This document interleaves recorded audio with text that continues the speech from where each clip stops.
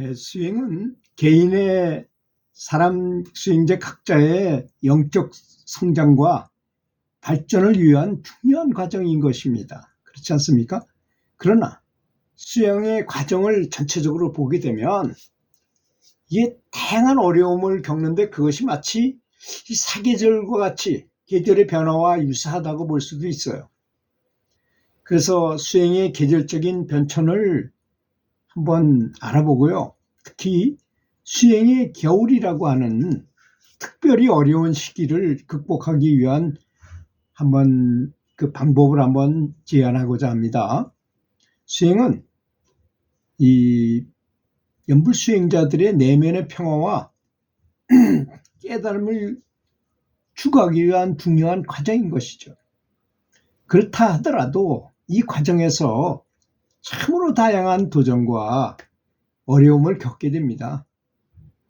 정말 계절의 변화와 참 유사하다는 것입니다. 이 수행의 계절적 변천을 특히 수행의 겨울, 이 어려운 시기에 극복 이 방법을 한번 제시해 보고자 합니다. 수행이 이제 처음에 시작하게 되면 좀 순탄한 편이에요. 잘 되죠. 그걸 봄과 여름에 비유할 수 있을 것입니다. 또 이 시기에는 계율이 아주 확고하고 신심이 강하고 수행이 원활하게 진행되죠.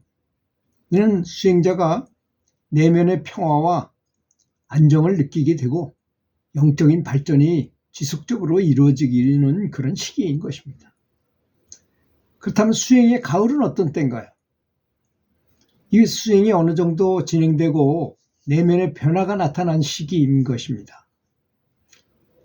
이 시기에는 수행의 진전이, 연불 수행의 진전이 더디게 느껴질 수 있으며 내면의 변화와 함께 새로운 도전이 나타날 수 있습니다. 그러나 이것은 수행의 자연스러운 과정인 것입니다.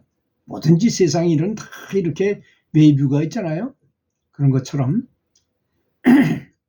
이것을 통해 더욱 깊은 내면의 성찰과 성장을 이룰 수 있게 되는 것입니다.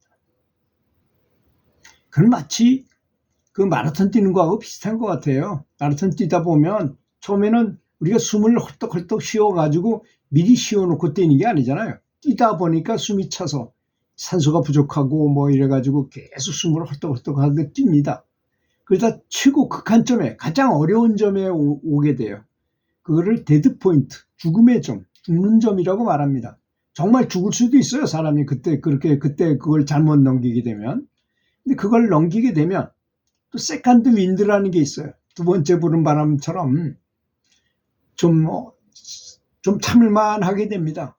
왜냐하면 우리 몸엔 산소라는 트럭이 젖산이라는 노폐물, 이게 이제 글리코겐이라는 해모글 이런 것을 근육 속에 있는 에너지 충전 것들이 휘발유처럼 타게 되면 매연이 나오잖아요. 그 매연처럼 우리 몸속에 젖산이라는 노폐물이 나와요. 산이란 자가 들어갔으니 얼마나 이게 우리 몸을 아주 괴롭게 만들겠어요. 그래서 뛰다 보면 한참 뛰다 보면 몸이 너무나 괴롭죠. 산소는 부족하죠.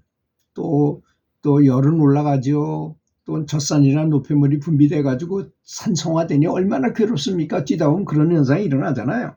그런데 극한에까지 가게 되는데 숨도 또 우리는 헐떡헐떡하고 많이 쉬게 됩니다. 그러면 어느 정도 빚을 갚는 때가 와요. 그럼 그걸 세컨드 윈드라서 이제 참을만 한 때가 되는 것이죠. 사업을 하는 분도 그렇고 수행을 하는 분도 누구나 그런 것입니다. 그래서 이런 수행의 겨울이라고 하는 어려움 겪는 시기에는 계율이 흔들리고 신심이 흔들리고 수행의 진전이 정체되거나 퇴보되는 것처럼 느껴질 수도 있어요. 이렇게 되면 수행자들의 내면이 불안해지고 불안정해지고 혼란스러운 상태에 빠지게 되는 시기인 것입니다. 이 시기에 수행에 대한 흥미가 감소하게 되고 답답함이 커지고 대체 왜 그런지 알 수 없는 상태에 빠질 수 있는 것입니다. 자, 그럼 어떻게 해야 될까요? 이 우리가 어려우면 몸이 불편하거나 몸이 힘이 약하면 보약을 먹는 것처럼 정신적 보약을 섭취하라는 것입니다. 이것은 연불 법회에 참석하거나 큰 스님들이나 도반들을 만나거나 단체 연불 법회에 참석하거나 부처님의 경전과 선지식들의 법문을 많이 듣는 것들을 포함하고 있는 것입니다. 그게 보약이라는 것이죠, 한마디로. 이러한 활동들은 수행자의 내면을 안정시키고 심신을 강화하고 수행의 진전을 도울 수 있어요. 두 번째는 지속적인 수행이 필요합니다. 그런 정신적인 보약을 섭취하면서 지속적으로 수행하는 것이 중요한 것입니다. 이것은 수행의 진전을 지속적으로 이룰 수 있도록 도와주게 됩니다. 또한 수행의 겨울을 극복하기 위해서는 자신에 대한 자비와 용서를 가지고 수행의 어려움을 긍정적으로 받아들이는 것이 중요합니다. 수행은 계절의 변화와 같아 사계절, 봄, 여름, 가을, 겨울 이런 계절의 변화와 같이 다양한 어려움을 겪게 되는 참 어찌 보면 재미있고 어찌 보면 힘든 과정인 것입니다. 그러나 이러한 어려움을 극복하고 지속적인 수행을 통해서 내면의 평화와 결국 깨달음을 이룰 수 있는 것입니다. 수행의 겨울을 극복하기 위해서는 정신적인 보약을 섭취하시고, 보약을 아까 말씀드렸죠. 어떤 게 보약인지, 부처님 경전을 읽거나 선지식의 법문을 듣거나 또는 도반들을 많이 만나거나 연불 법회 참가해가지고 힘을 얻는 것입니다. 그런 것이 보약이라는 것입니다. 이것을 통해서 수행자는 더욱 깊은 내면의 성찰과 성장을 이룰 수 있게 되는 것입니다. 사실 어떤 일이든지 그렇잖아요. 어려움을 겪지 않고 고통을 겪지 않고 이루어지는 일은 세상에는 아무것도 없어요. 그렇지 않습니까?